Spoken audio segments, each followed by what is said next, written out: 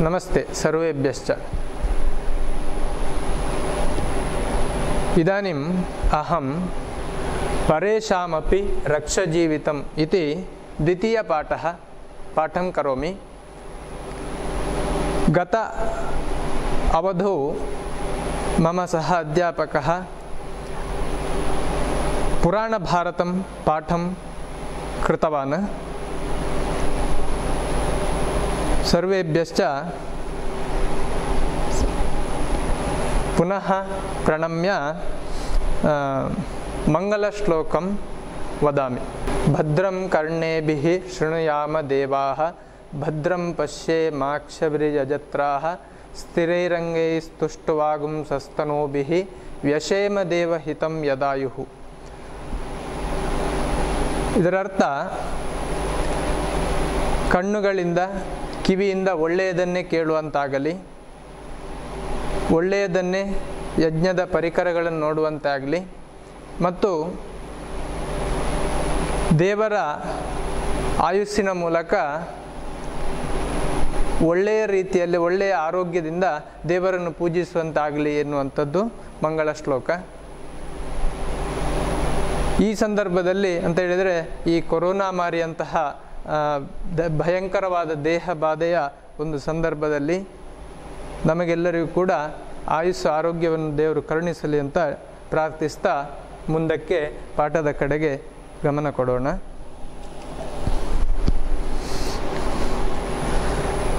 ಪರೇಷಾಮಪಿ ರಕ್ಷಜೀವಿತಂ.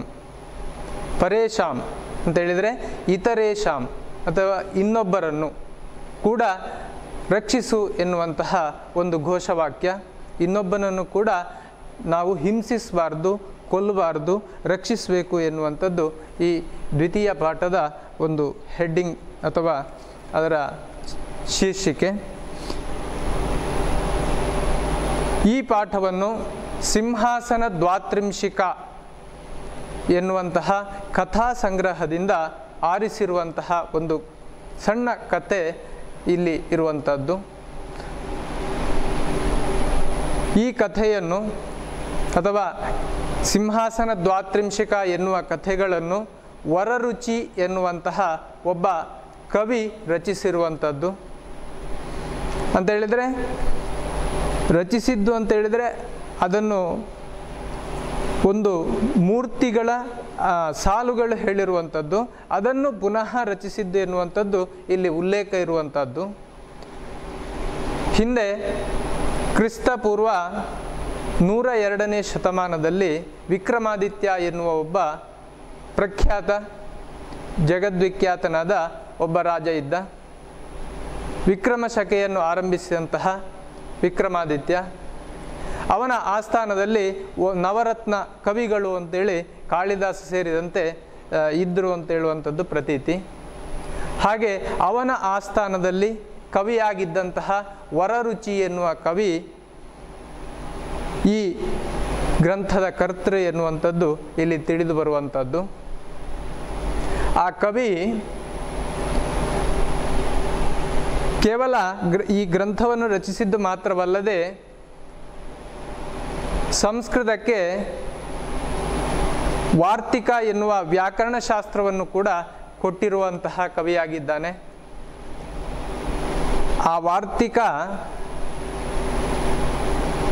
ಪಾಣಿನಿಯ ವ್ಯಾಕರಣಶಾಸ್ತ್ರ, ಹಾಗೆ ಪತಂಜಲಿಯ ಮಹಾಭಾಷ್ಯ, ಹಾಗೆ ವಾರ್ತಿಕ ಎನ್ನುವ ಮೂರು ಸೇರಿ ಸಂಸ್ಕೃತದ ಈಗಿನ ವ್ಯಾಕರಣಶಾಸ್ತ್ರ ಇರುವಂಥದ್ದು. ಹಾಗಾಗಿ ಅವನ ವಾರ್ತಿಕವು ಕೂಡ ಅತ್ಯಂತ ಪ್ರಸಿದ್ಧವಾದಂತಹ ಈ ವಿಷಯ ಈ ಸಂಸ್ಕೃತ ಭಾಷೆಗೆ ಆಗಿರುವಂಥದ್ದು. ಇಲ್ಲಿ ಪ್ರಮುಖವಾಗಿ ಗಮನಿಸಬೇಕಾದಂತಹ ಅಂಶ ಏನಂತ ಹೇಳಿದರೆ, ವಿಕ್ರಮಾದಿತ್ಯ ಬಹಳ ವೈಭವದಿಂದ ತನ್ನ ರಾಜ್ಯಭಾರವನ್ನು ನಡೆಸ್ತಾನೆ. ಅಂತಹ ವಿಕ್ರಮಾದಿತ್ಯನಿಗೆ ರಾಜಪೀಠವನ್ನು ಕೊಡಮಾಡಿದ್ದು ಅಥವಾ ಸಿಂಹಾಸನವನ್ನು ಕೊಡಮಾಡಿದ್ದು ದೇವೇಂದ್ರ ಎನ್ನುವಂತಹದ್ದು ಪ್ರತೀತಿ. ದೇವೇಂದ್ರನೇ ಸ್ವತಃ ವಿಕ್ರಮಾದಿತ್ಯನಿಗೆ ಆ ಸಿಂಹಾಸನವನ್ನು ನೀಡಿದ್ದು ಅಂತೇಳಿ ಇರುವಂಥದ್ದು. ಹಾಗಾಗಿ ಆ ಸಿಂಹಾಸನಕ್ಕೆ ಅತ್ಯಂತ ಮಹತ್ತರವಾದಂತಹ ಸ್ಥಾನವನ್ನು ಕೊಟ್ಟಿದ್ದಾರೆ. ಹೀಗೆ ಬಹಳ ಪ್ರಾಮುಖ್ಯತೆ ಮತ್ತು ಬಹಳ ದೈವಿ ಶಕ್ತಿಯಿಂದ ಕೂಡಿದಂತಹ ಆ ಸಿಂಹಾಸನ ಆದುದರಿಂದ ಆ ಸಿಂಹಾಸನದಲ್ಲಿ 32 ಮೂರ್ತಿಗಳ ಕೆತ್ತನೆಗಳಿದ್ದವು. ಅಂತ ಹೇಳಿದರೆ ಸಿಂಹಾಸನಕ್ಕೆ ಸೋಪಾನ ಪಂಕ್ತಿ ಅಂತ ಹೇಳಿದರೆ ಮೆಟ್ಟಿಲುಗಳಿದ್ದವು. ಅಂತ ಹೇಳಿದರೆ ಸಿಂಹಾಸನ ಎತ್ತರದಲ್ಲಿತ್ತು. ಆ ಸಿಂಹಾಸನಕ್ಕೆ ಏರಬೇಕಿದ್ರೆ ಮೆಟ್ಟಿಲುಗಳ ಮೂಲಕ ಹತ್ತಿ ಹೋಗಬೇಕಾಗಿತ್ತು. 16 ಆಚೆ ಈಚೆ ಮೂರ್ತಿಗಳಿದ್ದಿರಬಹುದು. ಒಟ್ಟು 32 ಮೂರ್ತಿಗಳು ಇದ್ದವು ಎರಡೂ ಬದಿಯಲ್ಲಿ. ಆ 32 ಮೂರ್ತಿಗಳು ವಿಕ್ರಮಾದಿತ್ಯನ ನಂತರ ಭೋಜರಾಜ ಸಿಂಹಾಸನವನ್ನು ಏರಲಿಕ್ಕೆ ಬೇಕಾಗಿ ಅಲ್ಲಿಗೆ ಬಂದಿರ್ತಾನೆ. ಸಿಂಹಾಸನಕ್ಕೆ ಏರುವಂತಹ ಸಂದರ್ಭದಲ್ಲಿ ಆ ಪ್ರತಿ ಒಂದೊಂದು ಮೂರ್ತಿಗಳು ಕೂಡ ವಿಕ್ರಮಾದಿತ್ಯನ ಗುಣಗಾನವನ್ನು ಮಾಡ್ತವೆ. ಅಂತ ಹೇಳಿದರೆ ವಿಕ್ರಮಾದಿತ್ಯ ಈ ರೀತಿಯಾಗಿದ್ದ, ವಿಕ್ರಮಾದಿತ್ಯ ಈ ರೀತಿಯಾಗಿ ನಡ್ಕೊಂಡಿದ್ದ, ಈ ರೀತಿಯಾಗಿ ಪ್ರಜಾಪಾಲನೆ ನಡೆಸಿದ್ದ, ಸತ್ಯಧರ್ಮದಿಂದ ಇದ್ದ ಮೊದಲಾದಂತಹ ಅಥವಾ ಅವನ ಹುಟ್ಟಿನಿಂದ ಅಂತ್ಯದ ತನಕ ಅವನ ಪರೋಪಕಾರ ಗುಣ ಮೊದಲಾದಂತಹ ವರ್ಣನೆಯನ್ನು ಆ ಪ್ರತಿಯೊಂದು ಮರದ ಕೆತ್ತನೆಗಳು ತಿಳಿಸ್ತವೆ. ಹೀಗೆ ಇರುವಂಥದ್ದೇ ಸಿಂಹಾಸನ ದ್ವಾತ್ರಿಂಶಿಕ ಎಂಬುದಾಗಿ ಕಥೆ. ಅಂತಹ ಮರದ ಕೆತ್ತನೆಗಳು ಯಾರಿಗೆ? ಭೋಜರಾಜನಿಗೆ ಹೇಳಿದಂತಹ ಆ ಕಥೆಯನ್ನು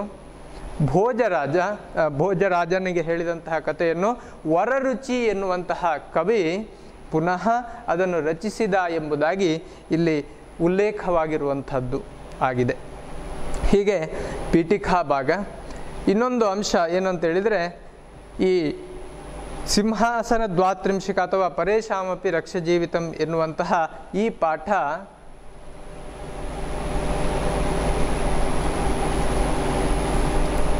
ಯಾವ ವಿಧಕ್ಕೆ ಸೇರಿದ್ದು ಅಂತೇಳಿ, ಚಂಪು ಕಾವ್ಯದ ಪ್ರಕಾರಕ್ಕೆ ಸೇರಿದ್ದು ಅಂತೇಳಿ ಕಂಡು ಬರ್ತದೆ. ಅಂತ ಹೇಳಿದರೆ ಗದ್ಯ, ಪದ್ಯ, ಚಂಪು ಎಂಬುದಾಗಿ ಕಾವ್ಯ ಪ್ರಕಾರಗಳು 3. ಪದ್ಯ ಅಂತೇಳಿ ಹೇಳಿದರೆ ಅಕ್ಷರ ಪರಿಮಾಣಂ ತಚ್ಛಂದ, ಛಂದಸ್ಸಿಗೆ ಅಥವಾ ಅಕ್ಷರದ ಪರಿಮಾಣಕ್ಕೆ ಅಂತ ಹೇಳಿದರೆ ಅಕ್ಷರಗಳ ಸಂಖ್ಯೆ ಇಂತಿಷ್ಟೇ ಪಾದದಲ್ಲಿ ಇರಬೇಕು ಎನ್ನುವಂತಹ ನಿರ್ದಿಷ್ಟತೆಯಿಂದ ಕೂಡಿರುವಂತಹ ಇದಕ್ಕೆ ಪದ್ಯ ಅಂತೇಳಿ ಹೆಸರು. ಗದ್ಯ ಅಂತೇಳಿದರೆ ಅಕ್ಷರದ ಪರಿಮಾಣ ಇಲ್ಲದೇ ಇರುವಂಥದ್ದು, ಯಾವುದೇ ಒಂದು ಸಾಲಿನಲ್ಲಿ ಇಂತಿಷ್ಟು ಅಕ್ಷರ ಇರಬೇಕು ಎನ್ನುವಂತಹ ವಿಷಯಗಳು ಅಲ್ಲಿ ಇಲ್ಲದೇ ಇರುವಂಥದ್ದಕ್ಕೆ ಗದ್ಯ ಸಾಹಿತ್ಯ ಅಂತೇಳಿ ಹೆಸರು. ಹಾಗೆ ಚಂಪು ಸಾಹಿತ್ಯ ಅಂತೇಳಿದರೆ ಗದ್ಯ ಪದ್ಯಗಳೆರಡರ ಮಿಶ್ರಣ, ಗದ್ಯ ಪದ್ಯ ಮಿಶ್ರಣಂ ಚಂಪುರಿತ್ಯ ಅಭಿಧೀಯತೆ ಅಂತೇಳಿ ಗದ್ಯ ಪದ್ಯಗಳೆರಡರ ಮಿಶ್ರಣ ಆಗಿರುವಂಥದ್ದೇ ಗದ್ಯ ಕಾವ್ಯ ಎನ್ನುವಂಥದ್ದು ಇಲ್ಲಿ ಉಲ್ಲೇಖವಾದಂಥದ್ದು ವಿಷಯ ಅಥವಾ ತಿಳಿಯಬೇಕಾದಂತಹ ವಿಷಯ. ಹೀಗೆ ಚಂಪು ಕಾವ್ಯದ ಒಂದು ಗ್ರಂಥ ಅಥವಾ ಕಥೆ ಇಲ್ಲಿರುವಂಥದ್ದು. ಪೀಠಿಕಾ ಭಾಗ. ಸಿಂಹಾಸನ ದ್ವಾತ್ರಿಂಶಿಕ ನಾಮಕ ಕಥಾ ಸಂಗ್ರಹೆ 32 ಕಥಾ ಸಂತಿ.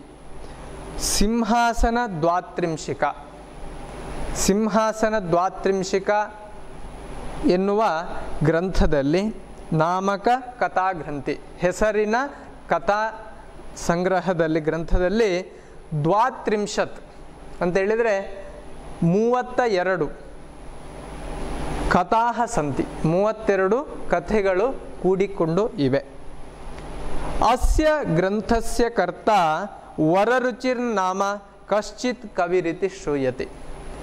ಅಸ್ಯ ಗ್ರಂಥಸ್ಯ, ಈ ಗ್ರಂಥದ ಅಂತ ಹೇಳಿದರೆ ಸಿಂಹಾಸನ ದ್ವಾತ್ರಿಂಶಿಕ ಇತಿ ಗ್ರಂಥಸ್ಯ, ಈ ಗ್ರಂಥದ ಕರ್ತನು ಅಥವಾ ಕರ್ತೃವು ವರರುಚಿ ಎನ್ನುವ ಯಾವನೋ ಒಬ್ಬ, ಕಶ್ಚಿತ್ ಅಂತ ಹೇಳಿದರೆ ಕಹಚಿತ್ ಕಶ್ಚಿತ್ ಅವ್ಯಯ ಕವಿ ಎನ್ನುವುದಾಗಿ ತಿಳಿದು ಬರ್ತದೆ.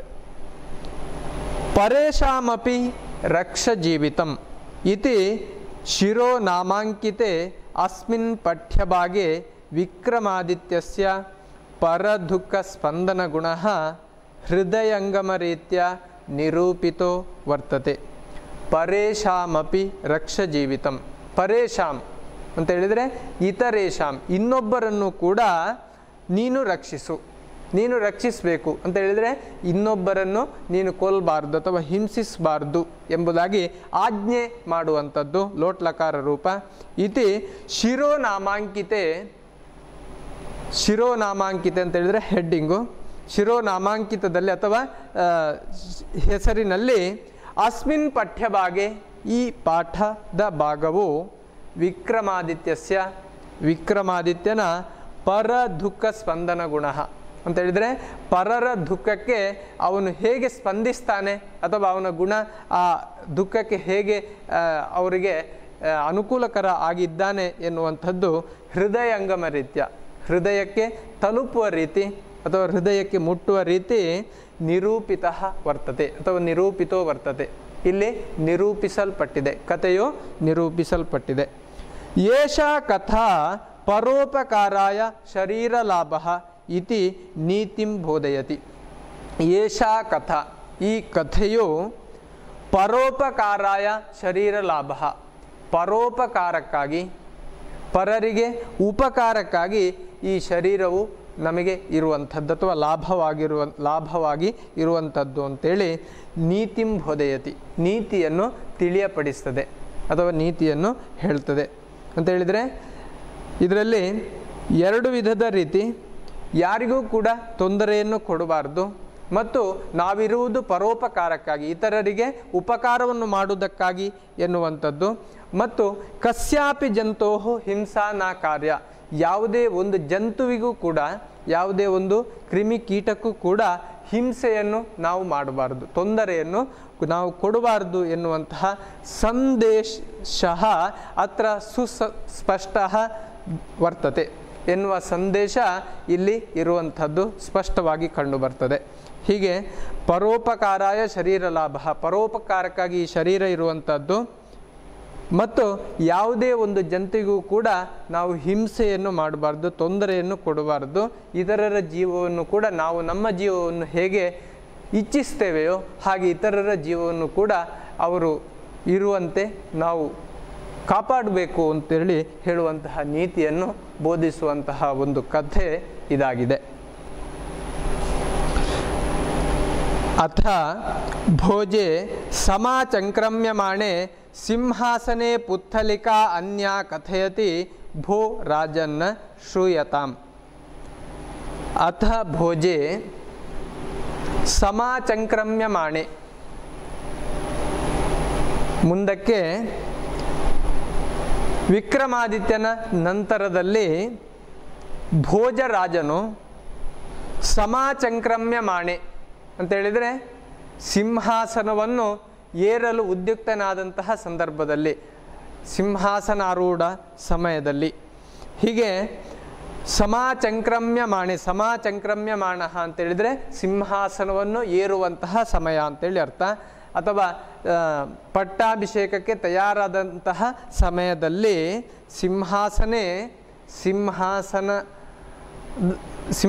ಅಂತೇಳಿದರೆ ಸಪ್ತಮಿ ವಿಭಕ್ತಿ ಏಕವಚನ. ಸಿಂಹಾಸನದಲ್ಲಿ ಪುತ್ತಲಿಕಾ ಅನ್ಯ, ಅನ್ಯ ಅಂತೇಳಿದರೆ ಒಂದು ಅಂತೇಳಿ ಅರ್ಥ.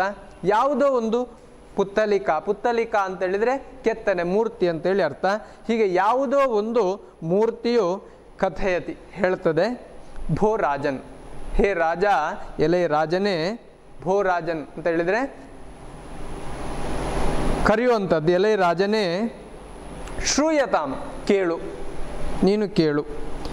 ವಿಕ್ರಮೇ ರಾಜ್ಯಂ ಶಾಸತಿ ಭೂಮಂಡಲೆ, ವಿಕ್ರಮೇ ರಾಜ್ಯಂ ಶಾಸತಿ ಭೂಮಂಡಲೆ, ವಿಕ್ರಮನು ರಾಜ್ಯವನ್ನು ಆಳ್ತಾ ಇದ್ದಾನೆ ಈ ಭೂಮಂಡಲದಲ್ಲಿ. ಈ ಭೂಮಂಡಲದಲ್ಲಿ ರಾಜನಾಗಿ ವಿಕ್ರಮನು ಆಳ್ತಾ ಇದ್ದಾನೆ. ಪಿಶುನಃ ತಸ್ಕರಃ ಪಾಪಕರ್ಮ ನಿರತಶ್ಚ ನಾಸೀತ್. ಪಿಶುನಃ, ಪಿಶುನಃ ಅಂತೇಳಿ ಹೇಳಿದರೆ ಚಾಡಿ ಹೇಳುವವರು ಅಂತ ಹೇಳಿದರೆ ಇತರರ ಬಗ್ಗೆ ಇಲ್ಲ ಸಲ್ಲದ ವಿಷಯಗಳನ್ನು ಇವನ ವಿರುದ್ಧವಾಗಿ ಹೋಗಿ ಹೇಳುವಂಥದ್ದು ಅಥವಾ ಇವನ ವಿರುದ್ಧ ಅಭಿಪ್ರಾಯ ಬರುವ ರೀತಿಯಲ್ಲಿ ಹೇಳುವಂಥದ್ದು, ಸುಮ್ಮನೆ ಆದರೂ ಹೇಳುವಂಥದ್ದು. ತಸ್ಕರಹ, ತಸ್ಕರಹ ಅಂತ ಹೇಳಿದರೆ ಕಳ್ಳ ಅಂತೇಳಿ ಅರ್ಥ. ಕಳ್ಳರು. ಪಾಪಕರ್ಮ ನಿರತಶ್ಚ, ಕೆಟ್ಟ ಕಾರ್ಯವನ್ನು ಮಾಡತಕ್ಕಂತಹ ಅಥವಾ ಪಾಪದ ಕರ್ಮವನ್ನು ತನ್ನ ಮೇಲೆ ಎಳ್ಕೊಂಡು ಹಾಕುವಂತಹ ವ್ಯಕ್ತಿಗಳು ನ ಆಸೀತ್, ಯಾರೂ ಕೂಡ ಇರಲಿಲ್ಲ ಅಂತ ಹೇಳಿದರೆ ವಿಕ್ರಮಾದಿತ್ಯನ ರಾಜ್ಯಭಾರದ ಆ ಕಾಲದಲ್ಲಿ ಈ ಭೂಮಂಡಲದಲ್ಲಿ ಕಳ್ಳರು, ಚಾಡಿಕೋರರು, ತಸ್ಕರ ಅಂತ ಹೇಳಿದರೆ ಕಳ್ಳರು, ಚಾಡಿ ಹೇಳುವವರು ಮತ್ತು ಪಾಪಕರ್ಮ ನಿರತರಾದವರು ಯಾರೂ ಕೂಡ ಇರಲಿಲ್ಲ. ಎಲ್ಲರೂ ಕೂಡ ಒಳ್ಳೆಯವರು ಆಗಿದ್ದರು ಅಂತ ಹೇಳಿದರೆ ರಾಜದಂಡದ ಭಯ ಆ ಸಂದರ್ಭದಲ್ಲಿ ಎದ್ದು ಕಾಣ್ತಾ ಇತ್ತು. ಹಾಗಾಗಿ ಜನರು ರಾಜನ ಭಯದಿಂದಾಗಿ ಒಳ್ಳೆಯ ಸನ್ಮಾರ್ಗದಲ್ಲಿ ನಡೀತಾ ಇದ್ದರು ಎನ್ನುವಂತಹ ಅರ್ಥವನ್ನು ಕೊಡ್ತದೆ. ಅನ್ಯಚ್ಚ ಯಸ್ಯ ರಾಜ್ಞಃ ಸದಾ ರಾಜ್ಯಭಾರ ಚಿಂತ ಬಲವದ್ವೈರಿ ವಿಜಯ ಚಿಂತ ಚ ಅಸ್ತಿ ಸ ರಾತ್ರೌ ನಿದ್ರಾಮಪಿ ನಾಧಿಗಚ್ಚತಿ. ಅನ್ಯತ್ ಚ ಅನ್ಯಚ್ಚ, ಈ ರೀತಿಯಲ್ಲಿ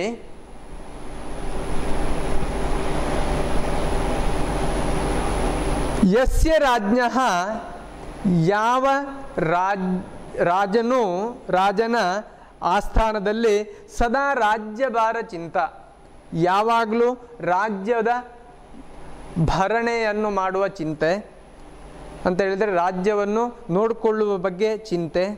ಬಲವದ್ವೈರಿ ವಿಜಯ ಚಿಂತ, ಬಲವಂತವಾದಂತಹ ವೈರಿಗಳನ್ನು ಜಯಿಸುವಂತಹ ವಿಷಯದಲ್ಲಿ ಚಿಂತೆ ಅಥವಾ ಆಲೋಚನೆಯನ್ನು ಮಾಡುತ್ತಾ ಇರುವಂತಹ ಅಥವಾ ಮಗ್ನನಾಗಿರುವಂತಹ ಯಾವ ರಾಜನಿರ್ತಾನೋ ಸಹ ರಾತ್ರೌ ನಿದ್ರಾಮಪಿ ನಾಧಿಗಚ್ಚತಿ, ನ ಅಧಿಗಚ್ಚತಿ ನಾಧಿಗಚ್ಚತಿ ಸವರ್ಣ ದೀರ್ಘ ಸಂಧಿ. ಹೀಗೆ ರಾತ್ರಿಯ ಸಂದರ್ಭದಲ್ಲಿ ಅಥವಾ ರಾತ್ರಿಯ ವೇಳೆಯಲ್ಲಿ ನಿದ್ರಾಮಪಿ, ನಿದ್ದೆಯನ್ನು ಕೂಡ ಮಾಡ್ತಾ ಇರಲಿಲ್ಲ ಅಥವಾ ನಿದ್ದೆಯು ಕೂಡ ಅವನಿಗೆ ಬರ್ತಾ ಇರಲಿಲ್ಲ. ಉಕ್ತಂಚ, ಹಾಗೆ ಹೇಳಿದ. ಚಿಂತಾತುರಾಣಂ ನ ಸುಖಂ ನ ನಿದ್ರಾ ಇತಿ. ಚಿಂತಾತುರಾಣಂ, ಚಿಂತಾತುರಾಣಂ ಅಂತ ಹೇಳಿದರೆ ಚಿಂತೆ ಮತ್ತು ಆತುರತೆ ಉಳ್ಳವರಿಗೆ. ಚಿಂತೆ ಮತ್ತು ಆತುರ ಅಂತ ಹೇಳಿದರೆ ಸದಾ ಯಾವುದೋ ಒಂದು ವಿಷಯದ ಬಗ್ಗೆ ಆಲೋಚನೆ ಮಾಡ್ತಾ ಇರುವಂಥದ್ದು ಅಥವಾ ಅದೇ ವಿಷಯ ಅವನ ತಲೆಯನ್ನು ಕುರಿತಾ ಇರುವಂಥದ್ದು. ಹಾಗೆ ಆತುರ, ಬೇಗ ಮಾಡಿ ಮುಗಿಸಬೇಕು ಅಥವಾ ಬೇಗ ಆ ಕಾರ್ಯವನ್ನು ಮಾಡಬೇಕು, ಏನಾದರೂ ತೊಂದರೆ ಇಲ್ಲ ಮಾಡಿ ಮುಗಿಸಬೇಕು ಎನ್ನುವಂತಹ ಆತುರತೆಯಿಂದ ಕೂಡಿರುವಂತಹ ವ್ಯಕ್ತಿಗಳಿಗೆ ನ ಸುಖಂ ನ ನಿದ್ರ, ಅವರಿಗೆ ಸುಖವೂ ಇಲ್ಲ, ಒಳ್ಳೆಯ ನಿದ್ದೆಯೂ ಕೂಡ ಲಭಿಸುವುದಿಲ್ಲ. ಸುಖ ನಿದ್ದೆ ಇದ್ದರೆ ಮಾತ್ರ ಸುಖ ಇರ್ತದೆ. ಹಾಗಾಗಿ ನಿದ್ದೆಯೂ ಇಲ್ಲ, ಸುಖವೂ ಇಲ್ಲ, ಅನ್ಯೋನ್ಯ ಭಾವ ಇರ್ತದೆ ಅಲ್ಲಿ. ಹೀಗೆ ನಿದ್ದೆಯು ಸುಖವು ಎರಡೂ ಕೂಡ ಯಾರಿಗೆ ಚಿಂತೆ ಮತ್ತು ಆತುರತೆ ಉಳ್ಳವರಿಗೆ ಸದಾ ಇರುವುದಿಲ್ಲ. ಅಯಂ ವಿಕ್ರಮಾದಿತ್ಯ ರಾಜ ತಥಾವಿಧಃ ನ ಭವತಿ. ಅಯಂ ವಿಕ್ರಮಾದಿತ್ಯ, ಈ ವಿಕ್ರಮಾದಿತ್ಯ ರಾಜನು ತಥಾವಿಧಃ ನ ಭವತಿ, ಆ ರೀತಿಯಲ್ಲಿ ಇದ್ದವನು ಆಗಿರಲಿಲ್ಲ ಅಂತ ಹೇಳಿದರೆ ಸದಾ ಯೋಚನೆ ಮಾಡುವವನು ಮತ್ತು ಆತುರತೆ ಉಳ್ಳವಂತಹ ರಾಜನು ವಿಕ್ರಮಾದಿತ್ಯ ಆಗಿರಲಿಲ್ಲ ಅಂತೇಳಿ ಇಲ್ಲಿ ಅರ್ಥ. ಸರ್ವಾನ್ ಅರ್ಥಿಭೂಭುಜ, ಅರ್ಥಿ ಅಂತ ಹೇಳಿದರೆ ಯಾಚಕ ಅಂತೇಳಿ ಅರ್ಥ. ಭೂಭುಜ ಅಂತ ಹೇಳಿದರೆ ರಾಜರು. ಹೀಗೆ ಸರ್ವಾನ್ ಅರ್ಥಿಭೂಭುಜ ಸ್ವಪಾದ ಪದ್ಮಾಶ್ರಿತಾನ್ ವಿಧಾಯ ಆಜ್ಞಾ ಪ್ರದಾನೇನ ರಾಜ್ಯಂ ಕರೋತಿ. ಸರ್ವಾನ್ ಅಂತ ಹೇಳಿದರೆ ಎಲ್ಲರನ್ನೂ ಕೂಡ, ಅರ್ಥಿಭೂಭುಜ ಅಂತ ಹೇಳಿದರೆ ಯಾಚಕ, ಭೂಭುಜ ಅಂತ ಹೇಳಿದರೆ ರಾಜರು. ಹೀಗೆ ಯಾಚಕ ರಾಜರನ್ನು, ಯಾರು ಕಾಲಿಗೆ ಶರಣಾಗಿ ಬಂದು ಬೇಡಿಕೊಳ್ಳುವಂತಹ ರಾಜರಿರ್ತಾರೋ ಅಂತಹ ಸ್ವಪಾದ ಪದ್ಮಾಶ್ರಿತಾನ್, ತನ್ನ ಪಾದಕ್ಕೆ ಆಶ್ರಿತರಾದಂತಹ ಅಥವಾ ಬಿದ್ದಂತಹ ಯಾವ ರಾಜರು ಅಥವಾ ವ್ಯಕ್ತಿಗಳಿರ್ತಾರೋ ಅವರಿಗೆ ವಿಧಾಯ ಡುಧಾನ್ಯ ಧಾರಣ ಪೋಷಣೆಯೋ ಎಂಬುದಾಗಿ ಅವರನ್ನು ಹೊಂದಿದವನಾಗಿ ಆಜ್ಞಾ ಪ್ರದಾನೇನ ಕೇವಲ ಆಜ್ಞೆಯನ್ನು ಕೊಡುವ ಮೂಲಕ ಹಾಗೆ ಮಾಡು ಹೀಗೆ ಮಾಡು ಎನ್ನುವ ಮೂಲಕ ರಾಜ್ಯಂ ಕರೋತಿ ತನ್ನ ರಾಜ್ಯಂ ಕರೋತಿ ಅಂತ ಹೇಳಿದರೆ ರಾಜ್ಯಭಾರವನ್ನು ಅಥವಾ ರಾಜ್ಯದ ಆಗು ಹೋಗುಗಳನ್ನು ನಿಯಂತ್ರಿಸ್ತಾ ಇದ್ದ ಅಂತೇಳಿ ಇಲ್ಲಿ ತಿಳಿದು ಬರ್ತದೆ. ಅಂತ ಹೇಳಿದರೆ ಯಾವುದೇ ಚಿಂತೆ ಇರಲಿಲ್ಲ, ಆತುರತೆ ಇರಲಿಲ್ಲ, ಬಹಳ ಶಾಂತ ಚಿತ್ತದಿಂದ ಸಮಾಧಾನದಿಂದ ತನ್ನ ಕಾಲಿಗೆ ಎರಗಿದಂತಹ ರಾಜ ಕುಮಾರರಿಗೆ ಆಜ್ಞೆಯನ್ನು ಕೊಡುವ ಮೂಲಕ ಬಹಳ ಆನಂದದಿಂದ ತನ್ನ ರಾಜ್ಯಭಾರವನ್ನು ನಡೆಸ್ತಾ ಇದ್ದ ವಿಕ್ರಮಾದಿತ್ಯ ಎನ್ನುವಂಥದ್ದು ಈ ಕಥೆ. ಏಕದಾ ಸಹ ರಾಜ್ಯಭಾರಂ ಮಂತ್ರಿಷು ನಿಧಾಯ ಸ್ವಯಂ ಯೋಗಿವೇಷೇಣ ದೇಶಾಂತರಂ ನಿರ್ಗತಃ. ಏಕದ ಒಂದು ದಿವಸ, ಅವ್ಯಯ ಏಕದ ಎನ್ನುವ ಶಬ್ದ ಅವ್ಯಯ, ತದ್ಧಿತ ಅವ್ಯಯ. ಏಕದ ಸಹ ರಾಜ್ಯಭಾರಂ ಮಂತ್ರಿಷು ನಿಧಾಯ, ರಾಜ್ಯಭಾರವನ್ನು, ರಾಜ್ಯದ ಭರಣೆಯ ವಿಷಯವನ್ನು, ರಾಜ್ಯವನ್ನು ನೋಡಿಕೊಳ್ಳುವ ವಿಷಯವನ್ನು ಮಂತ್ರಿಷು ನಿಧಾಯ, ಮಂತ್ರಿನ್ ಶಬ್ದ ಮಂತ್ರಿಷು ಸಪ್ತಮಿ ವಿಭಕ್ತಿ ಏಕವಚನ ಬಹುವಚನ. ಮಂತ್ರಿಷು ನಿಧಾಯ ಮಂತ್ರಿಯ ಕೈಯಲ್ಲಿ ಇಟ್ಟು ಅಥವಾ ಮಂತ್ರಿಗೆ ಒಪ್ಪಿಸಿ ಸ್ವಯಂ ಯೋಗಿ ವೇಷೇಣ ತಾನು ಸ್ವತಃ ಯೋಗಿಯ ವೇಷದಿಂದ ಅಂತ ಹೇಳಿದರೆ ಸನ್ಯಾಸಿಯ ವೇಷದಿಂದ ದೇಶಾಂತರಂ ನಿರ್ಗತಃ, ಅನ್ಯ ದೇಶ ದೇಶಾಂತರಂ ಅಂತ ಹೇಳಿದರೆ ಬೇರೆ ದೇಶಕ್ಕೆ ಹೊರಟು ಹೋದ ಅಂತ ಹೇಳಿದರೆ ಇವನ ಆಸ್ಥಾನವನ್ನು ಬಿಟ್ಟು ಬೇರೆ ಕಡೆಗೆ ಅಂತ ಹೇಳಿದರೆ ಅವನ ರಾಜ್ಯದ ಒಳಗೆ ಬೇರೆ ಕಡೆಗೆ ತೆರಳಿದ ಅಂತ ಹೇಳಿದರೆ ಅಲ್ಲಿ ಪರಿಸ್ಥಿತಿ ಹೇಗಿದೆ ಎನ್ನುವುದನ್ನು ಅರ್ಥೈಸಿಕೊಳ್ಳುವುದಕ್ಕಾಗಿ ನೋಡುವುದಕ್ಕಾಗಿ ಇವನೇ ಮಾರುವೇಷದಲ್ಲಿ ಸನ್ಯಾಸಿಯ ವೇಷದಲ್ಲಿ ಹೊರಟು ಹೋಗ್ತಾನೆ. ಯತ್ರ ಆತ್ಮನಃ ಚಿತ್ತಸ್ಯ ಸುಖಂ ಭವತಿ ತತ್ರ ಕತಿಚಿತ್ ದಿನಾನಿ ತಿಷ್ಠತಿ. ಯತ್ರ ಎಲ್ಲಿ ಆತ್ಮನಃ ಚಿತ್ತಸ್ಯ ಆತ್ಮಕ್ಕೆ ತನಗೆ ಚಿತ್ತಕ್ಕೆ ಮನಸ್ಸಿಗೆ ಸುಖಂ ಭವತಿ ಸುಖವು ಲಭಿಸುತ್ತದೋ ತತ್ರ ಅಲ್ಲಿ ಅಂತ ಹೇಳಿದರೆ ಆ ಪ್ರದೇಶದಲ್ಲಿ ಹೋದಂತಹ ಆ ಜಾಗಗಳಲ್ಲಿ ಅಥವಾ ಪ್ರದೇಶಗಳಲ್ಲಿ ತನಗೆ ಅಥವಾ ಆತ್ಮಕ್ಕೆ ಮನಸ್ಸಿಗೆ ಎಲ್ಲಿ ಸುಖವು ಲಭಿಸುತ್ತದೋ ಎಲ್ಲಿ ಸಂತೋಷವು ಸಿಗ್ತದೋ ತತ್ರ ಕತಿಚಿತ್ ದಿನಾನಿ, ಕತಿಚಿತ್ ಅಂತ ಹೇಳಿದರೆ ಸ್ವಲ್ಪ ದಿವಸ ಅಂತೇಳಿದರೆ ಎಷ್ಟು ದಿವಸ ಅಂತೇಳಿ ಇಲ್ಲಿ ನಿರ್ದಿಷ್ಟತೆ ಇಲ್ಲ. ಕತಿಚಿತ್ ದಿನಾನಿ ಸ್ವಲ್ಪ ದಿವಸಗಳ ತನಕ ನಿಂತುಕೊಳ್ತಾನೆ, ಅಲ್ಲಿಯೇ ತಂಗುತ್ತಾನೆ. ಯತ್ರ ಆಶ್ಚರ್ಯಂ ಪಶ್ಯತಿ ತತ್ರಾಪಿ ಕಾಲಂ ನಯತಿ. ಹೀಗೆ ಹೋದಂತಹ ಕಡೆಗಳಲ್ಲಿ ಎಲ್ಲಿ ಆಶ್ಚರ್ಯವಾದಂತಹ ವಿಷಯಗಳನ್ನು ಅವನು ಗಮನಿಸ್ತಾನೋ ಅಥವಾ ನೋಡ್ತಾನೋ ಅಲ್ಲಿ ಅವನ ಕಾಲ ಅಥವಾ ಸಮಯ ಬಹಳ ಬೇಗ ಹೋಗ್ತದೆ. ಕಾಲಂ ನಯತಿ ಬಹಳ ಬೇಗ ಹೋಗ್ತದೆ. ಅಲ್ಲಿ ಅವನಿಗೆ ಯಾವುದೇ ಆಲೋಚನೆ ಅಥವಾ ಯೋಚಿಸುವಂತಹ ವಿಷಯ ಇರುವುದಿಲ್ಲ. ಅದನ್ನು ಆ ಆಶ್ಚರ್ಯಕರವಾದಂತಹ ಸನ್ನಿವೇಶಗಳನ್ನು ದೃಶ್ಯಗಳನ್ನು ನೋಡ್ತಾ ಕಾಲವು ಹೋಗ್ತಾ ಇತ್ತು. ಏವಂ ಪರ್ಯಟನ್ ಏಕಸ್ಮಿನ್ ದಿವಸೆ ಯಾವತ್ ಸಹ ಮಹಾ ಅರಣ್ಯ ಮಧ್ಯಂ ಪ್ರಾವಿಶತ್. ಏವಂ ಪರ್ಯಟನ್ ಈ ರೀತಿಯಾಗಿ ಸುತ್ತುತ್ತಾ ಪರ್ಯಟನ್ ಅಂತ ಹೇಳಿದರೆ ಸುತ್ತಾಡುತ್ತಾ ತಿರುಗುತ್ತಾ ಏಕಸ್ಮಿನ್ ದಿವಸೆ ಒಂದು ದಿವಸದಲ್ಲಿ ಯಾವತ್ ಸಹ ಮಹಾ ಅರಣ್ಯ ಮಧ್ಯಂ ಪ್ರಾವಿಶತ್. ಯಾವಾಗ ಮಹಾ ಅರಣ್ಯ ಮಧ್ಯಂ ಅಂತ ಹೇಳಿದರೆ ದೊಡ್ಡದಾದಂತಹ ಅರಣ್ಯದ ನಡುವಿಗೆ ಯಾವಾಗ ಈ ವಿಕ್ರಮಾದಿತ್ಯನು ಪ್ರಾವಿಶತ್ ಅಂತ ಹೇಳಿದರೆ ಪ್ರವೇಶ ಮಾಡಿದನೋ ಈ ಸಂದರ್ಭದಲ್ಲಿ ತಾವತ್ ಸೂರ್ಯೋ ಅಸ್ತಂಗತಃ ಅಥವಾ ಸೂರ್ಯೋಸ್ತಂಗತಃ, ಸೂರ್ಯನು ಅಸ್ತಂಗತನಾದ. ಅಸ್ತಂಗತಃ ಅಂತ ಹೇಳಿದರೆ ಮುಳುಗಿದ ಅಂತೇಳಿ ಅರ್ಥ. ಅಂತ ಹೇಳಿದರೆ ರಾತ್ರಿ ಆಯಿತು. ಆ ಮಹಾ ಅರಣ್ಯ, ದಟ್ಟವಾದಂತಹ ಅರಣ್ಯ ಪ್ರಕೃತಿ ಸಹಜವಾದಂತಹ ಕತ್ತಲೆಯಿಂದ ಕೂಡಿರುವಂತಹ ಪ್ರದೇಶ ಅಂತ ಹೇಳಿದರೆ ಮರ ಗಿಡಗಳ ಕಾರಣದಿಂದಾಗಿ ಬಿಸಿಲು ಕೂಡ ಒಳಗೆ ಬರದ ರೀತಿಯಲ್ಲಿ ಇರುವಂತಹ ದೊಡ್ಡ ದಟ್ಟ ಅರಣ್ಯ. ಅಂತಹ ಕಾಡಿನ ಒಳಗೆ ಸಂಜೆಯ ವೇಳೆಯಲ್ಲಿ ಪ್ರವೇಶ ಮಾಡಿದಾಗ ಸೂರ್ಯನು ಅಸ್ತಂಗತನು ಆಗಿದ್ದನು. ಅತಃ ರಾಜ ಏಕಸ್ಮಿನ್ ದಿವಸೆ ತಾವತ್ ಅತಃ ರಾಜ ವೃಕ್ಷಮೂಲಮೇಕಂ ಆಶ್ರಿತ್ಯ ರಾತ್ರೌ ಸ್ಥಿತಃ. ರಾತ್ರಿ ಆದುದರಿಂದ ಬೇರೆ ಕಡೆಗೆ ಹೋಗುವುದಕ್ಕೆ ಆಗುವುದಿಲ್ಲ, ದಾರಿ ಕಾಣಿಸುವುದಿಲ್ಲ. ಹಾಗಾಗಿ ರಾಜನೇನು ಮಾಡ್ತಾನೆ, ವೃಕ್ಷಸ್ಯ ಮೂಲಮೇಕಂ, ಒಂದು ವೃಕ್ಷದ ಮೂಲಂ ಅಂತ ಹೇಳಿದ್ರೆ ಬುಡ ಅಂತೇಳಿ ಅರ್ಥ, ಮರದ ಬುಡ ಭಾಗವನ್ನು ಆಶ್ರಿತ್ಯ ಅಂತ ಹೇಳಿದ್ರೆ ಆಶ್ರಯಿಸಿಕೊಂಡು ರಾತ್ರೌ ಸ್ಥಿತಃ, ರಾತ್ರಿಯಲ್ಲಿ ಅಲ್ಲೇ ಉಳಿದುಕೊಂಡ. ರಾತ್ರಿ ಶಬ್ದ ರಾತ್ರೌ ಸಪ್ತಮಿ ವಿಭಕ್ತಿ ಏಕವಚನ, ರಾತ್ರೌ ಸ್ಥಿತಃ, ರಾತ್ರಿಯಲ್ಲಿ ಆ ಮರದ ದೊಡ್ಡದಾದಂತಹ ಮರದ ಬುಡದಲ್ಲಿ ಅಲ್ಲಿಯೇ ಉಳಿದುಕೊಂಡ. ತಸ್ಯ ವೃಕ್ಷಸ್ಯ ಉಪರಿ ವೃದ್ಧಃ ಚಿರಂಜೀವಿ ನಾಮ ಕಶ್ಚಿತ್ ಪಕ್ಷಿರಾಜಃ ಆಸೀತ್. ತಸ್ಯ ವೃಕ್ಷಸ್ಯ ಉಪರಿ, ಉಪರಿ ಅಂತೇಳಿದರೆ ಮೇಲೆ ಅಂತೇಳಿ ಅರ್ಥ.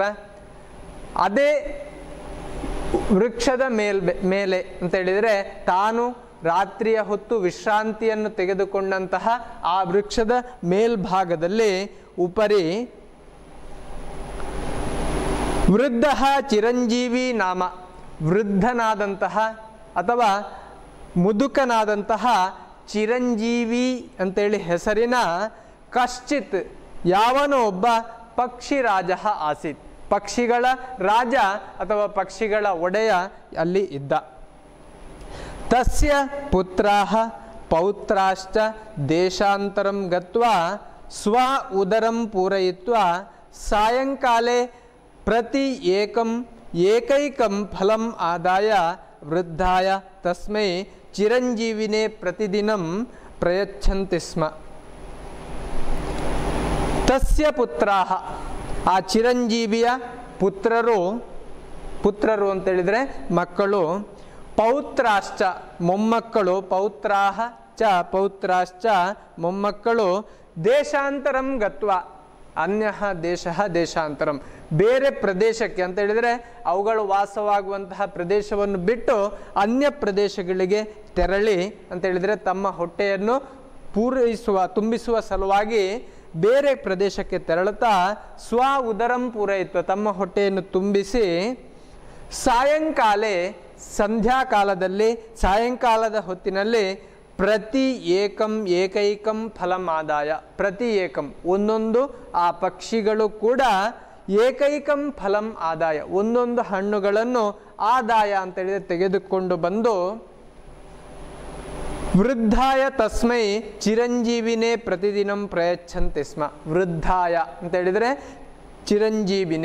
ಚಿರಂಜೀವಿಯಲ್ಲಿ ಅಂತ ಹೇಳಿದರೆ ಆ ವೃದ್ಧ ರಾಜನಿಗೆ ಅಥವಾ ತಾತನಿಗೆ ಅಥವಾ ತಂದೆಗೆ, ಹೀಗೆ ಚಿರಂಜೀವಿಗೆ ಪ್ರತಿದಿನವೂ ಕೂಡ ಪ್ರಯಚ್ಛಂತಿ ಅಂತ ಹೇಳಿದರೆ ಕೊಡುತ್ತಾ ಇದ್ದವು. ಪ್ರತಿಯೊಂದು ಹಕ್ಕಿಗಳು ಕೂಡ ತಮ್ಮ ಆಹಾರಕ್ಕೆ ಪ್ರತಿದಿನವೂ ಬೇರೆ ಕಡೆಗೆ ತೆರಳುತ್ತಾ ಇದ್ದವು. ಹೀಗೆ ತೆರಳಿದಂತಹ ಪಕ್ಷಿಗಳು ತಮ್ಮ ಆ ಹೊಟ್ಟೆಯನ್ನು ತುಂಬಿಸಿ ಪ್ರತಿಯೊಂದು ಹಕ್ಕಿಗೂ ಕೂಡ ಸಂಜೆಯ ವೇಳೆಯಲ್ಲಿ ಒಂದೊಂದು ಹಣ್ಣನ್ನು ತೆಗೆದುಕೊಂಡು ಬಂದು ಆ ವೃದ್ಧ ಚಿರಂಜೀವಿಗೆ ತಂದು ಕೊಡುತ್ತಾ ಇದ್ದವು. ಅಂತ ಹೇಳಿದರೆ ಚಿರಂಜೀವಿಗೆ ವಯಸ್ಸಾದುದರಿಂದ ಹೊರಗಡೆ ಆಹಾರವನ್ನು ಸಂಗ್ರಹಿಸುವ ಸಾಮರ್ಥ್ಯ ಇರಲಿಲ್ಲ. ಹಾಗಾಗಿ ಅಲ್ಲಿ ತನ್ನ ನಿವಾಸದಲ್ಲೇ ವಾಸವಾಗಿದ್ದ. ಹಾಗಾಗಿ ಇತರ ಪಕ್ಷಿಗಳೇ ಆಹಾರವನ್ನು ತಂದು ಆ ಚಿರಂಜೀವಿ ಪಕ್ಷಿಗೆ ತಂದು ಕೊಡ್ತಾ ಇದ್ದವು. ತತಃ ರಾತ್ರೌ ಚಿರಂಜೀವಿ ಸುಖೇನ ಉಪವಿಷ್ಟಃ ತಾನ್ ಪಕ್ಷಿಣಃ ಅಪೃಚ್ಛತ್. ತತಃ ರಾತ್ರೌ, ಆದುದರಿಂದ ಅಂತ ಹೇಳಿದರೆ ಹೀಗೆ ಪಕ್ಷಿಗಳು ಸುತ್ತಾಡಿ ಸಿಕ್ಕಿದ ಹಣ್ಣು ಹಂಪಲನ್ನು ತಂದು ಈ ಚಿರಂಜೀವಿಗೆ ಕೊಡ್ತಾವೆ. ಆ ಕೊಟ್ಟಂತಹ ಹಣ್ಣುಗಳನ್ನು ತಾನು ಸ್ವೀಕರಿಸಿ ತನ್ನ ಉದರವನ್ನು ಪೂರೈಸಿಕೊಂಡು ಅಥವಾ ತುಂಬಿಸಿಕೊಂಡು ಬಹಳ ಸುಖದಿಂದ ರಾತ್ರೌ ಚಿರಂಜೀವಿ ಸುಖೇನ ಉಪವಿಷ್ಟ, ರಾತ್ರಿಯ ವೇಳೆಯಲ್ಲಿ ಚಿರಂಜೀವಿ ಬಹಳ ಸುಖವಾಗಿ ಕುಳಿತುಕೊಂಡು ಆನಂದದಿಂದ ತಾನ್ ಪಕ್ಷಿಣಃ ಅಪೃಚ್ಛತ್, ತಾನು ಆ ಪಕ್ಷಿಗಳನ್ನು ಉದ್ದೇಶಿಸಿ ಈ ರೀತಿಯಾಗಿ ಕೇಳ್ತಾನೆ. ಚಿರಂಜೀವಿ ಈ ರೀತಿಯಾಗಿ ಪ್ರಶ್ನಿಸ್ತಾನೆ, ರಾಜಾಪಿ ವೃಕ್ಷಮೂಲೆ ಸ್ಥಿತಃ ತದ್ವಚಃ ಶೃಣೋತಿ. ಹೀಗೆ ರಾಜನು ಕೂಡ ವೃಕ್ಷಮೂಲೆ, ಆ ವೃಕ್ಷದ ಮೂಲದಲ್ಲಿ ಅಥವಾ ಬುಡಭಾಗದಲ್ಲಿ ಸ್ಥಿತಃ ಇರುವಂತಹ ಅವನು ತತ್ ವಚಃ ಶೃಣೋತಿ, ಆ ಪಕ್ಷಿಯ ಮಾತನ್ನು ಅಥವಾ ಚಿರಂಜೀವಿಯ ಮಾತನ್ನು ರಾಜನು ಕೂಡ ಕೇಳಿಸಿಕೊಳ್ತಾನೆ. ಬೋಹೋ ಪುತ್ರಾಹ, ಎಲೈ ಪುತ್ರರೇ, ಯುಷ್ಮಾಭಿಃ ನಾನಾ ದೇಶಾನ್ ಪರ್ಯಟದ್ಭಿಃ ಕಿಂ ವಿಚಿತ್ರಂ ದೃಷ್ಟಂ. ನೀವೆಲ್ಲರೂ ಕೂಡ ಯುಷ್ಮಾಭಿಃ ನಾನಾ ದೇಶಾನ್, ನಾನಾ ದೇಶ ಅಂತೇಳಿದರೆ ಬೇರೆ ಬೇರೆ ಪ್ರದೇಶಗಳಿಗೆ ತೆರಳಿದ್ದೀರಿ. ಪರ್ಯಟದ್ಭಿಃ ಅಂತೇಳಿದರೆ ಸುತ್ತಾಡಿರುವುದರಿಂದ ಕಿಂ ವಿಚಿತ್ರಂ ದೃಷ್ಟಂ, ಕಿಂ ವಿಚಿತ್ರವಾದ್ದು ಅಥವಾ ಏನು ವಿಶೇಷವಾದಂತಹ ಸಂಗತಿಗಳನ್ನು ನೀವು ನೋಡಿದ್ದೀರಿ ಅಂತೇಳಿ ಚಿರಂಜೀವಿ ತನ್ನ ಮಕ್ಕಳು ಮತ್ತು ಮೊಮ್ಮಕ್ಕಳಿಗೆ ಪ್ರಶ್ನೆಯನ್ನು ಹಾಕ್ತಾನೆ. ಏನು ವಿಚಿತ್ರವಾದ ವಿಷಯಗಳನ್ನು ಸಂಗತಿಗಳನ್ನು ನೀವು ನೋಡಿದ್ದೀರಿ ಹೇಳಿ ಅಂತೇಳಿ ಹೇಳಿದ. ತತ್ರ ಏಕೇನ ಪಕ್ಷಿಣ ಭಣಿತಂ. ಈ ಸಂದರ್ಭದಲ್ಲಿ ಒಂದು ಪಕ್ಷಿ, ಬೇರೆ ಯಾವುದೇ ಪಕ್ಷಿಗಳು ಹೇಳುವುದಿಲ್ಲ, ಆದರೆ ಒಂದು ಪಕ್ಷಿ ಮಾತ್ರ ಏಕೇನ ಪಕ್ಷಿಣ, ಒಂದು ಪಕ್ಷಿಯಿಂದ ಮಾತ್ರ ಈ ರೀತಿಯಾಗಿ ಭಣಿತಂ. ಭಣಿತಂ ಅಂತೇಳಿದರೆ ಹೇಳಿತು ಅಂತೇಳಿ ಅರ್ಥ. ಮಯ ಕಿಮಪಿ ಆಶ್ಚರ್ಯಂ ನಾ ದೃಷ್ಟಂ. ನನಗೆ ಯಾವುದೇ ಆಶ್ಚರ್ಯಕರವಾದಂತಹ ಅಥವಾ ಕುತೂಹಲ ಜನಕವಾದಂತಹ ವಿಷಯವನ್ನು ನೋಡಲ್ಪಡಲಿಲ್ಲ ಅಥವಾ ನಾನು ನೋಡಿಲ್ಲ. ಪರಂ ಅದ್ಯ ಮಮ ಚೇತಸಿ ಮಹತ್ ದುಃಖಂ ಭವತಿ. ಪರಂ ಆದರೆ ಮಮ ಚೇತಸಿ, ನನ್ನ ಆತ್ಮದಲ್ಲಿ ಅಥವಾ ನನ್ನಲ್ಲಿ ಮಹತ್ ದುಃಖಂ ಭವತಿ, ತುಂಬ ದುಃಖವಾಗ್ತಾ ಇದೆ ಅಥವಾ ತುಂಬ ಹೆಚ್ಚಾಗಿ ದುಃಖ ಉಂಟಾಗ್ತಾ ಇದೆ.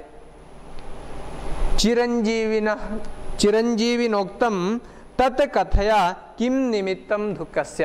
ಆಗ ಚಿರಂಜೀವಿ ಹೇಳ್ತದೆ, ತತ್ ಕಥೆಯ, ಹಾಗಾದರೆ ಹೇಳು, ನಿನ್ನ ಆ ದುಃಖದ ನಿಮಿತ್ತ ಏನು, ದುಃಖದ ಕಾರಣ ಏನು ಹೇಳು ಅಂತೇಳಿ ಪುನಃ ಹೇಳ್ತದೆ.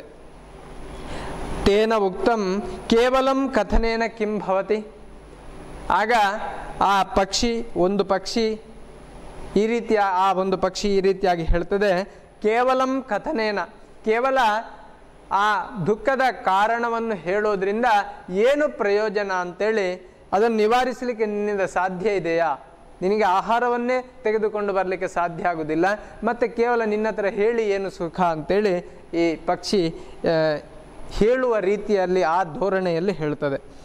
ವೃದ್ಧೇನ ಉಕ್ತಂ ಭೋಪುತ್ರ ಯೋ ದುಃಖಿ ಸಹ ಸುಹೃದಿ ದುಃಖಂ ನಿವೇದ್ಯ ಸುಖಿ ಭವತಿ ಇತಿ. ಆಗ ಚಿರಂಜೀವಿ ಅಥವಾ ವೃದ್ಧ ಈ ರೀತಿಯಾಗಿ ಆ ಒಂದು ಪಕ್ಷಿಯಲ್ಲಿ ಹೇಳ್ತದೆ, ಭೋಪುತ್ರ, ಎಲೈ ಪುತ್ರನೇ, ಮಗನೇ, ಯಹ ದುಃಖಿ ಸಹ ಸುಹೃದಿ, ಯಾವ ದುಃಖಿ ಇದ್ದಾನೋ ಅವನು, ಅಥವಾ ಯಾರು ದುಃಖ ತಪ್ತರಾದವರು ಇದ್ದಾರೋ ಅವರು, ಸುಹೃದಿ, ಸುಹೃದ ಅಂತೇಳಿದರೆ ಗೆಳೆಯ, ಮಿತ್ರ ಅಂತೇಳಿ ಅರ್ಥ. ಸಪ್ತಮಿ ವಿಭಕ್ತಿ ಸುಹೃದಿ ಅಂತೇಳಿ, ಗೆಳೆಯನಲ್ಲಿ, ಮಿತ್ರನಲ್ಲಿ ಅಂತೇಳಿ ಅರ್ಥ. ಗೆಳೆಯನಲ್ಲಿ ದುಃಖಂ ನಿವೇದ್ಯ, ದುಃಖವನ್ನು ನಿವೇದಿಸುವ ಮೂಲಕ, ತನಗೆ ಉಂಟಾದಂತಹ ದುಃಖವನ್ನು ಗೆಳೆಯನ ಬಳಿ ಹೇಳುವ ಮುಖಾಂತರ ಸುಖಿ ಭವತಿ, ತಾನು ಸುಖವನ್ನು ಅನುಭವಿಸುತ್ತಾನೆ. ತನ್ನ ದುಃಖವನ್ನು ಇತರರ ಬಳಿ ಹೇಳುವ ಮೂಲಕ ತನ್ನ ದುಃಖವನ್ನು ಕಡಿಮೆ ಮಾಡ್ತಾನೆ ಎಂಬುದಾಗಿ ಆ ವೃದ್ಧ ಚಿರಂಜೀವಿ ತನ್ನ ಆ ಪುತ್ರನಿಗೆ ಅಥವಾ ಪಕ್ಷಿಗೆ ಹೇಳಿತು.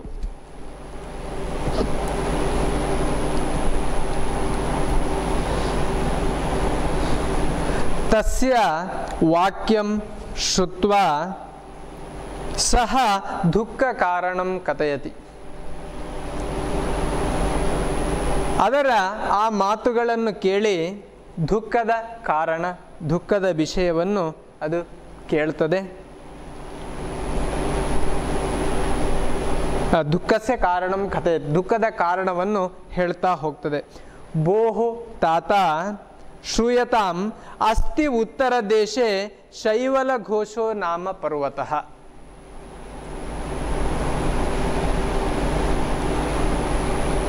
ಇವರಿರುವುದರಿಂದ ಉತ್ತರದ ಭಾಗದಲ್ಲಿ, ಉತ್ತರದ ಪ್ರದೇಶದಲ್ಲಿ ಶೈವಲ ಘೋಷೋ ನಾಮ ಪರ್ವತಃ ವರ್ತದೆ. ಶೈವಲ ಘೋಷ ಹೆಸರಿನ ಒಂದು ಪರ್ವತ ಇದೆ. ತತ್ ಪರ್ವತ ಸಮೀಪೆ ಪಲಾಶ ನಗರಮಸ್ತಿ. ಆ ಪರ್ವತದ ಸಮೀಪದಲ್ಲಿ ಪಲಾಶ ಎನ್ನುವ ನಗರ ಇದೆ. ಪಲಾಶ ಎನ್ನುವ ಹೆಸರಿನ ನಗರ ಅಂತೇಳಿದರೆ ಜನವಸತಿ ಉಳ್ಳಂತಹ, ಜನರು ವಾಸಿಸತಕ್ಕಂತಹ ಒಂದು ಪ್ರದೇಶ ಇದೆ. ಅಲ್ಲಿ ತಸ್ಮಿನ್ ಪರ್ವತೆ ಸ್ಥಿತಃ ಕಶ್ಚಿತ್ ರಾಕ್ಷಸಃ ಪ್ರತಿದಿನಂ ನಗರಂ ಆಗತ್ಯ ಸಮ್ಮುಖಾಯಾಂತಂ ಯಂ ಕಶ್ಚನ ಮಾನುಷಂ ಸ್ತ್ರಿಯಂ ಬಾಲಕಾದಿಕಂ ವಾ ಪರ್ವತೆ ನೀತ್ವಾ ಭಕ್ಷಯತಿ. ತಸ್ಮಿನ್ ಪರ್ವತೆ ಸ್ಥಿತಃ, ಆ ಪರ್ವತದಲ್ಲಿ ಇದ್ದಂತಹ ಕಶ್ಚಿತ್ ರಾಕ್ಷಸಃ, ಯಾವನೊಬ್ಬ ರಾಕ್ಷಸನು ಪ್ರತಿದಿನವೂ ನಗರಂ ಆಗತ್ಯ, ನಗರಕ್ಕೆ ಬಂದು ಅಂತೇಳಿದರೆ ಶೈವಲ ಘೋಷ ಎನ್ನುವ ಪರ್ವತದಿಂದ ಪಲಾಶ ನಗರಕ್ಕೆ, ಪರ್ವತದ ಕೆಳಭಾಗದಲ್ಲಿದ್ದಂತಹ ಪಲಾಶ ಎನ್ನುವ ನಗರಕ್ಕೆ ಬಂದು ಪ್ರತಿದಿನವೂ ಕೂಡ ಕಶ್ಚನ ಮಾನುಷಂ, ಯಾವನೊಬ್ಬ ಮನುಷ್ಯನನ್ನು, ಅಥವಾ ಸ್ತ್ರೀಯಂ, ಯಾವನೊಬ್ಬ ಸ್ತ್ರೀಯನ್ನು, ಅಥವಾ ಬಾಲಕಾದಿಕಂ, ಯಾವನೊಬ್ಬ ಬಾಲಕನನ್ನು ಎದುರು ಸಿಕ್ಕವರನ್ನು ಹಿಡಿದು ಪರ್ವತೆ ನೀತ್ವ, ಪರ್ವತಕ್ಕೆ ತೆಗೆದುಕೊಂಡು ಹೋಗಿ ಭಕ್ಷಯತಿ, ನೀತ್ವ ತ್ವಾಂತ ಅವೇ ರೂಪ, ಹೀಗೆ ಭಕ್ಷಿಸ್ತಾನೆ.